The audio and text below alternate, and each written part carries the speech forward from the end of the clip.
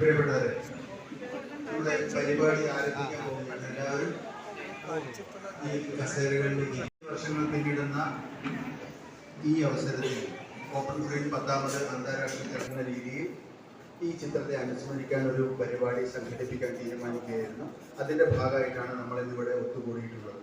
ഇതിൽ കുമ്മാട്ടി മെമ്മോറിയൽ ലെക്ചറിന് ശേഷം 4:10 നടക്കുന്നത്. ഇത് എല്ലാവർക്കും അറിയുന്നത് പോലെ തന്നെ ചീമേനി പ്രദേശത്ത് ഷൂട്ട് ചെയ്ത സമയത്ത് അതിൻ്റെയൊക്കെ കാഴ്ചക്കാരായിരുന്ന പല ആളുകളും തലനരച്ച ആളുകൾ ഇവിടെ ഉണ്ട് എന്നെനിക്കറിയാം. പുറത്ത് താമസിക്കുകയാണ്. കണ്ണൂരിലുള്ള ഒരു ജാബിർ വന്നിരുന്നു. എവിടുന്നോ ഇതുപോലെ അന്വേഷിച്ച് എത്തിയിട്ട് അന്ന് രാത്രിയിൽ അവിടെയൊക്കെ തങ്ങിയിട്ട് പിറ്റേ ദിവസം രാവിലെ നമ്മുടെ കൂടെ ഒക്കെ അവിടെ നിന്ന് വന്നിട്ടാണ് അയാൾ തിരിച്ചു പോകുന്നത്. അയാൾ വന്നിരിക്കുന്ന അയാളെ കുമ്മാട്ടിയായിട്ട് ബന്ധിപ്പിക്കുന്ന ഇതുപോലെ പണ്ട് 10-30 വർഷം മുമ്പേ കുമ്മാട്ടി കണ്ട ഒരു ഓർമ്മയിൽ ഇങ്ങനെ ഒരു കൂടിച്ചേരലുണ്ടെന്ന് പറഞ്ഞു വന്നിരിക്കുന്ന ഒരു മനുഷ്യൻ. അങ്ങനെ എവിടെയൊക്കെയോ ഉള്ള ആളുകൾ കുമ്മാട്ടി ഇപ്പോഴും മനസ്സിൽ കൊണ്ട് നടക്കുന്നു. അതുകൊണ്ടാണ് നേരത്തെ പറഞ്ഞ ജപ്പാനിലുള്ള ഈ നിരൂപകൻ, അദ്ദേഹം ഇതാണ് നമ്മുടെ ഏതാണ് അതിന്റെ പേരെന്തായിരുന്നു അല്ലേ, തദാവു സാധു എന്ന് പറയുന്ന ഈ ഒരു നിരൂപകൻ 2022 അദ്ദേഹം മരിച്ചു. നല്ല സിനിമ, അദ്ദേഹത്തിന് ഏറ്റവും ഇഷ്ടപ്പെട്ട, അരവിന്ദനാണ് ഏറ്റവും അദ്ദേഹത്തിന് ഇഷ്ടപ്പെട്ട ഒരു സംവിധായകൻ സജീവമായിട്ട് നടന്നൊരു ഫാക്ടറിയാണ്. ആ ഫാക്ടറിയിൽ താമസിച്ചുകൊണ്ട് കറിയാച്ചൻ കുറേ കാലം അവിടെ താമസിച്ചിട്ടുണ്ടായിരുന്നു. അപ്പോൾ ഈ അവിടെയാണ് ഞങ്ങളുടെ ഷൂട്ടിംഗ് എന്ന് പറഞ്ഞിട്ട് സെക്രട്ടറിയേക്ക് അരവിന്ദൻ കത്തെഴുതുന്നുണ്ട്.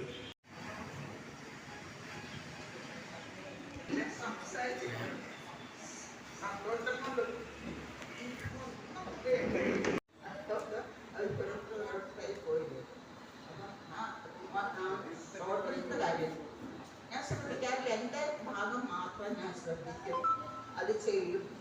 അതിൻ്റെ കഥാപാത്രങ്ങൾ എന്തായിരുന്നു, എൻ്റെ കുട്ടിയുടെ ക്യാൻസർ, അത് പറയുകയാണെങ്കിൽ ഭയങ്കര കഥയാണ്.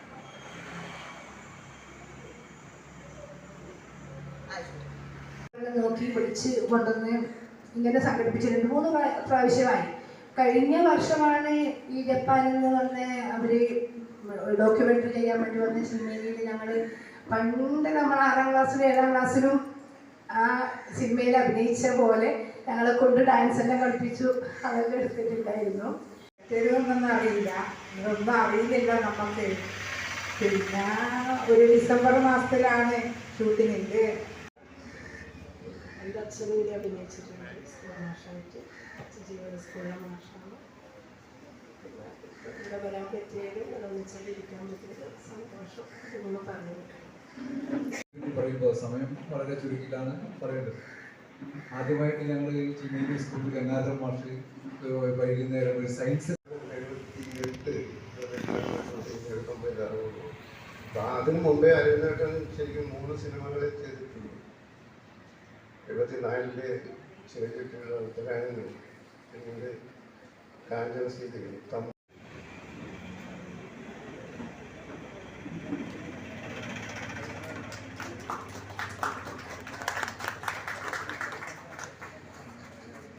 അടുത്തത് അനിത.